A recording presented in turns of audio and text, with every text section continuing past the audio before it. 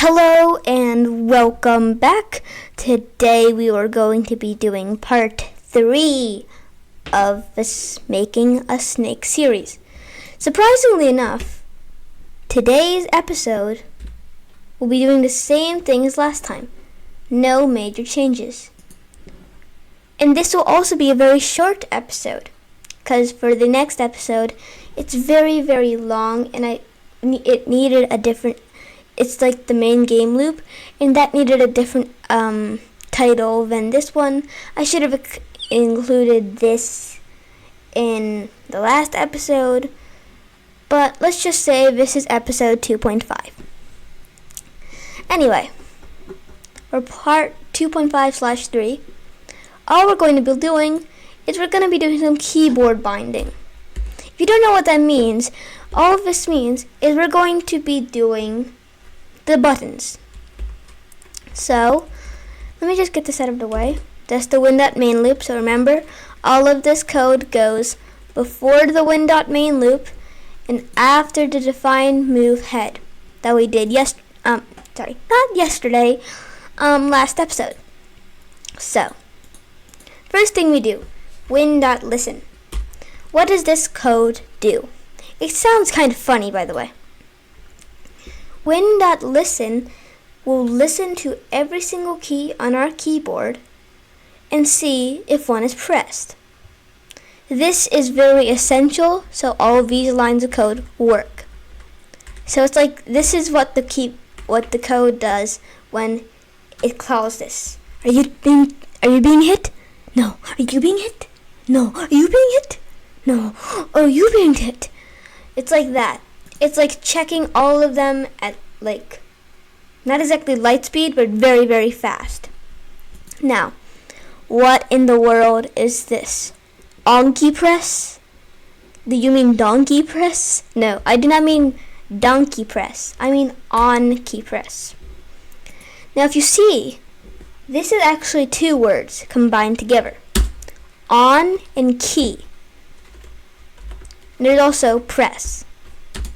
If you're in Python 2, if you want to do a different project, it would not be OnkeyPress, but it would be OnKey.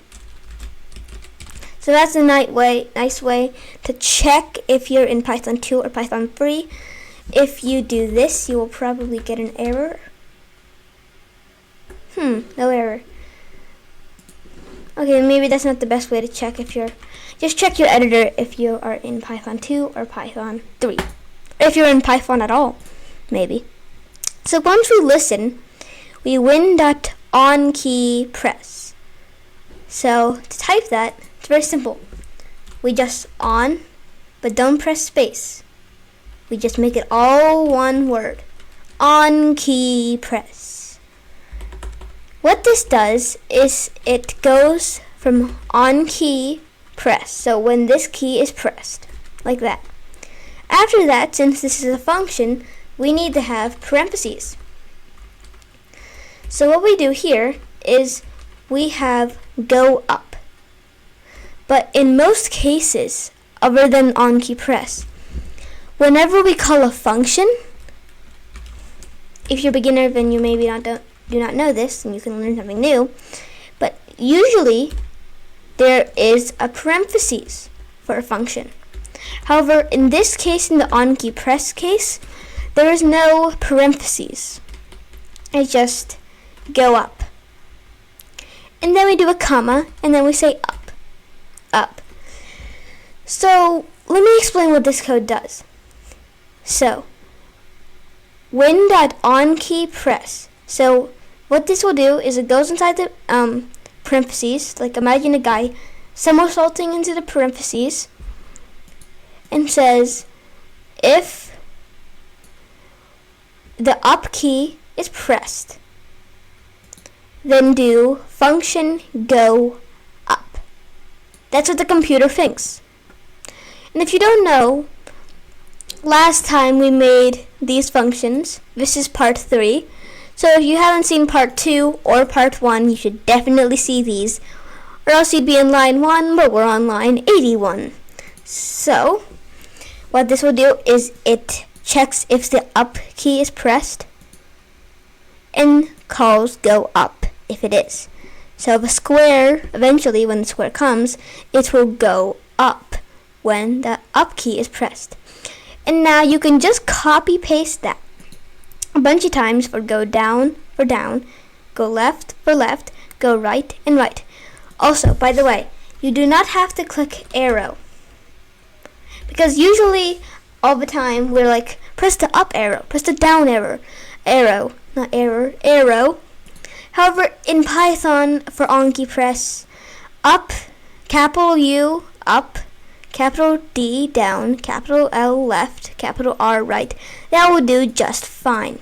Also, if you add arrow to any of these, you'll get an error. That's a funny joke I just made. Now, this one, you don't have to do this part. Is that 3 times? But if you want to do WASD, then you do this. So okay, if you're used to WASD keys, WASD, then you can do this line. If you want to do up, down, left, and right, you can leave this video by now. But if you want to do both, and you want to be extra precautious for any player in the world, then you could do up, down, left, right, and WASD by doing this.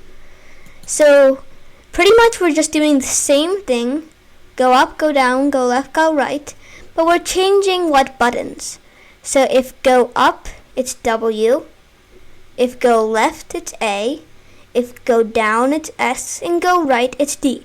So now what the computer is syncing is, if W is clicked, then I'll have to do the function go up. If A is clicked, then I'll have to do the function go left. If S is clicked, I have to go to the go down function. And if D is clicked, then I'll have to go to the go right function. Little codey voice I did there. I think that's how robots talk. So, of course, these functions are defined here. And you can do that. Again, this code will be in the description. And that's actually going to be the end of this video. Make sure that the wn.main loop is after and not here. If it is here, then do what I told you last time. Just take it out and put it here. And that's the end of this video. Thanks for watching, and see you in part 4.